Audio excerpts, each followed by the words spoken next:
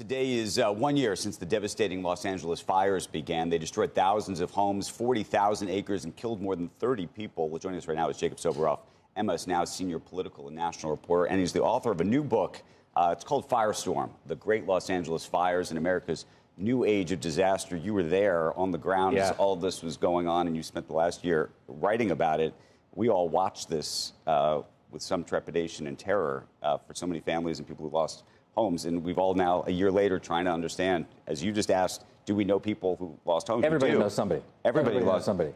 Thank you guys for having me, by the way. Yeah. But where I was going to go with this is, a year later, it doesn't feel like, from an economic perspective, people are rebuilding there. Not even close. You asked, do we know anyone who lost their home? Do you know anyone who has rebuilt their home? No. And how about people whose homes survived and will still not move back into their homes because they're worried about the environmental conditions, including my own little brother who lost the house that he was living in with his wife and soon to be born baby. And I think people are terrified about the circumstances.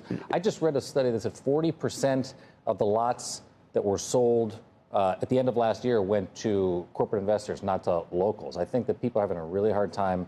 LA is the most unaffordable city in the nation and the most unaffordable state in the nation. And after this, catastrophic wildfire, people they're not opening up their wallets to say, well, we're going to pay double or triple what I thought. But that's interesting. Corporate investors are the ones that are buying that in real both estate. Altadena and in the Palisades. I grew up, equidistant, or I grew up in the Palisades, but I now live equidistant between Altadena and the Palisades. 16,000 structures were destroyed. 31 people were killed. An area 3 times the size of Manhattan burned down in what is now the costliest wildfire event in the history of the United States of America. We don't know that officially because the federal government stopped keeping track of that stuff, but private entities are doing that. It's why I wanted to write the book, because how do you watch your childhood neighborhood carbonized in front of your own eyeballs as you are covering it live on national television? I did not understand any of these ramifications at the time. I didn't think that the economic impacts of this would be so severe. Even the rebuilding effort has been stymied by immigration policy in California in some measure, according to the governor. Explain that. Well, it's also I think so often, and you read in the book, when these events happen, I think it exposes sort of the fissures in our society, how hard it is to afford a life in California, that we have the largest undocumented population, and they are a major part of the workforce in Southern California. I think 10% of the people in LA County are undocumented.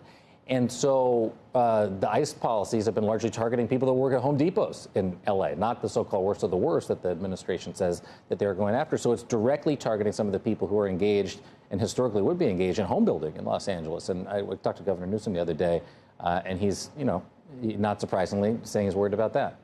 When you think, though, about the families that have lost their homes, what's happened economically in terms of their ability? Where are they living? How did insurance or not pay for things? Insurance is a nightmare for so many people, especially people whose homes survived, but they can't move back because of the conditions around. So it's almost worse to have a home that survived, right? Premiums are going up for people. People are losing their policies altogether. And I think that people have no idea what to do, which is why they're turning to not their neighbors to sell or not able to buy another lot somewhere else themselves, but selling to whoever's coming in at whatever price. And the prices are plummeting in all these neighborhoods. But Jacob, is it a red tape nightmare?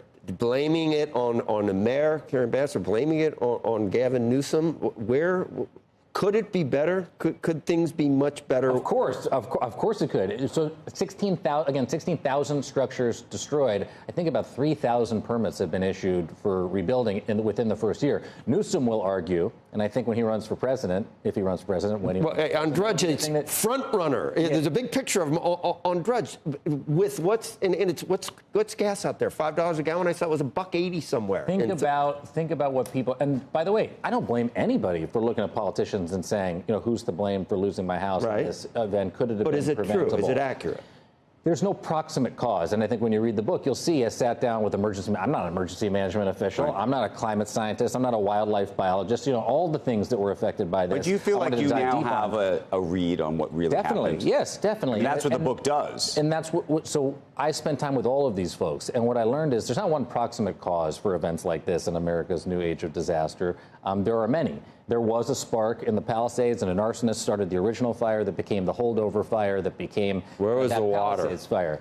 Yeah, It's like Chinatown. It's like the movie Chinatown. It was diverted. million gallons were not in the San Ynez Reservoir. Right. In Altadena, faulty electrical equipment from SoCal Edison allegedly sat there on unused power lines and were electrified. What are we doing with infrastructure? So infrastructure, changes in the way we live, thousands of electric car batteries were exploding in those fires. Obviously, climate. But also, misinformation and disinformation coming from all political parties during the fires was confusing to people. And it hurt them during the fire, and it's hurt the recovery afterwards. So, if we're all together 5 years from now, what do you think Palisades is going to look like? I don't know. I think a lot of people would like it to look more like the new development that has been there in the last 10 years. I think a lot of people who grew up there and have lived there forever would like to see it return to the small ranch-style homes and affordable coastal enclave that it once was. I don't think it'll be either. I think it'll be somewhere in between. Are the corporate investors building, or they're just buying the lots? No, they're building. And I think so. I went back. One of the things you'll read about in the book is that it's about people, for me, as much as it is about the economics or the politics of it. Kate Hennigan, JPL engineer, 200 to 300 Caltech and JPL engineers lost their houses in the fire in the Altadena area because that's where they all live. Herb and Lloyd Wilson, employees that worked at UPS for 30 years and met and married there. They live on a street called McNally Avenue. It's the street I interviewed Newsom on for Meet the Press on the Saturday after the fire. Every house but one is gone, and the only houses that are coming back look like they're corporate development style, basically out-of-a-box houses. It's not the character of the neighborhood that people once knew, and I think that's also going to be a challenge for people wanting to come back. Right. And the workers that are going to try to come back to these neighborhoods, they've all lost their jobs as well. Altadena is nothing like the Palisades, but probably still costs a couple $1 million per house even in Altadena. Oh, yeah, of course it does. Yeah. Of course it does. And I think that the people that live in Altadena need those houses just as much, if not more, I used to live than the people in the Palisades. Monrovia. I have friends in Altadena. That's where my mother-in-law lives. In Monrovia. Yeah. And it doesn't look like a $2 million house, but it is. That's life in L.A. That is. That's life in L.A. And so when you think about the workers, I mean, those are the other people that I think about, too. You'll meet in the book Albino Fuentes, who worked first at Mort's Deli in Pacific Palisades, the deli I went to growing up as a kid, and now at Cafe Vita, another restaurant in the Palisades. We're talking about tens of thousands having to find other jobs. The people that lay their heads in these communities at night are just as affected. And if you don't think that's affecting the economy, which also affects the entertainment industry, everybody's leaving Los Angeles, and in the immediate aftermath of the fires, it hurt production even more. You don't think that's going to hurt people coming back as well? People need a place to live, they need a place to work, they need a place to stay, and there are major challenges still coming back from this fire.